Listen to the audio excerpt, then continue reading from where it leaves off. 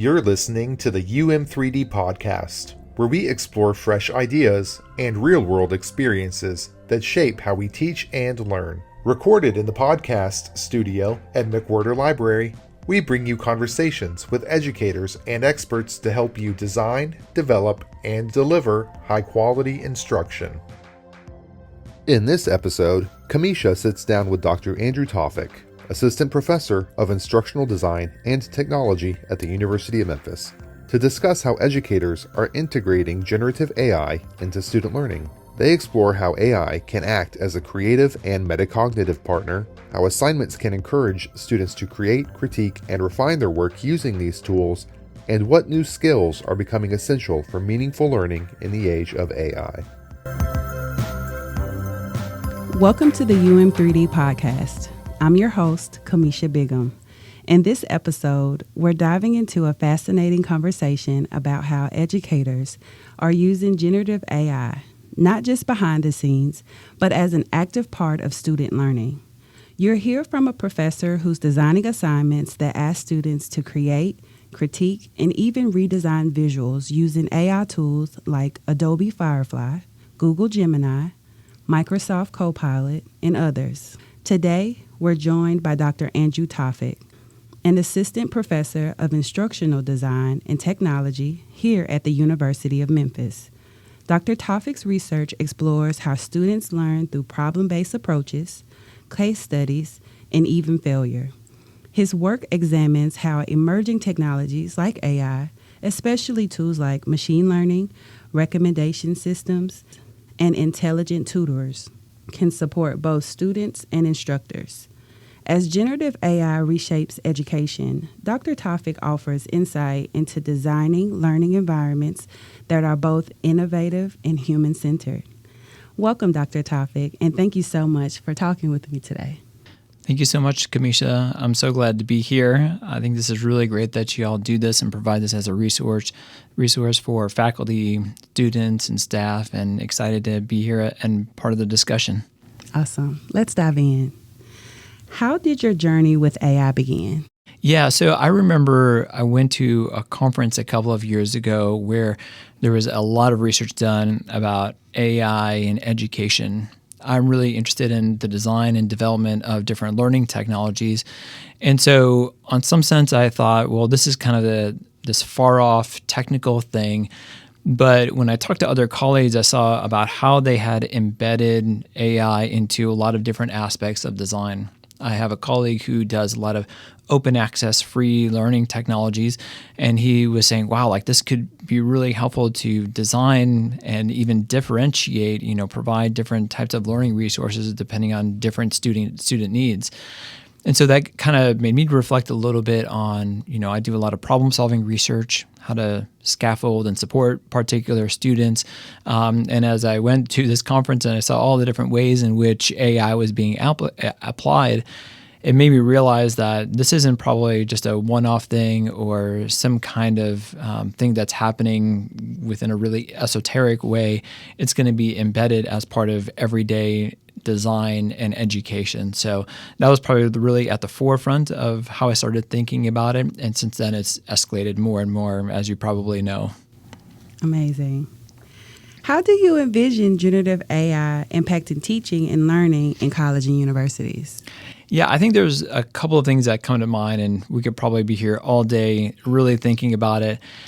I'll talk about it from like the teacher perspective. On one hand, I think there is going to be a lot of ways in which we will hopefully be able to expand our the design and development of curriculum. So, I'm really struggling with a particular idea. I'm not really sure if I can find the right visual to really, have this idea hit home. So maybe I'll go to something like Adobe Firefly or Google Gemini, and maybe I'll be able to develop this thing that teaches not in the way that I can just pull something off the shelf or hopefully find something online, but I can tie something in directly related to how I want to teach it and hopefully convey that visual using some of the AI tools that are out there. So I think on the upfront part, I think it can be really helpful designing syllabi, all the way down from the curriculum planning perspective. From the student side, there's a lot that has been said about it. There's definitely a lot of legitimate concerns through cheating and some of these other things. But I think it can be really helpful as a metacognitive tool. And what I mean by that is it can help really, if we allow students to kind of think about it in a step-by-step way, where one prompt is one form of thinking. Hopefully you're iterating it and doing a second prompt and thinking about it even further, and then a third prompt thinking about it further. So in that way, we know problem solving is a continuum, it's a progress. And so if I encourage students to say, here are multiple prompts that you can do, and here's even a prompt that I would give you and that I would allow you to think about, and you can take it from there. I want to see what are your next set of prompts that follow. And I think it can be a really powerful tool if it can be used in that particular way. I think also from a learning perspective, I think especially like the initial vetting of ideas, I don't really know where to get started, or I don't know, how to think about this thing. We can ask the AI prompt in a particular way, not just asking for the answers, but putting in really descriptive prompts for what it is that I'm looking for, and hopefully my thinking and reasoning is embedded as part of that prompt, and so that can be an important part of the learning process. Awesome. What I hear you say is using it as a tool, as a resource, instead of using it to complete the task. Yeah, absolutely. And I think especially for a brainstorming tool, something that is there as a companion throughout the problem-solving process can be really powerful if used in that way. I agree. All right. So can you share what inspired you to design this assignment using generative AI, and maybe let us know what main goals did you hope for that the students would achieve? Mm-hmm. So I was teaching a class in what we call IDT 7060, which is around message design. And in some ways, it's a little bit of a hodgepodge of different topics. It's kind of morphed into the semiotics way of thinking, this idea of the symbols and things like that we see in everyday life, our meaning that comes from that, and how we can use that in education. So the things that we have in design and development tools, making sure we're using the right images that matter, that really help instruction. So I realized that AI is not going away anytime soon, knowing that it could be helpful if we use it in a particular way and trying to encourage best practices. I had one assignment in the past where students had to create the image using something like Photoshop or something that's freely available. And one of the things that students had struggled with is that doing that is really technical. So they have to know all these different clicks and know where to select, and it takes a lot of time. And I was always worried in the back of my mind that they spend so much time on the tools and trying to click more so than what they're actually trying to learn from it. I want them to take the image, change what it looks like, and then reflect how that would actually change the meaning of it. So in a very simple sense, you have a particular image and then changing it to black and white. How do we maybe think about that image in a little bit different way? And at the same time, having more of that tools and clicks approach, there's only so much that you can actually do with it.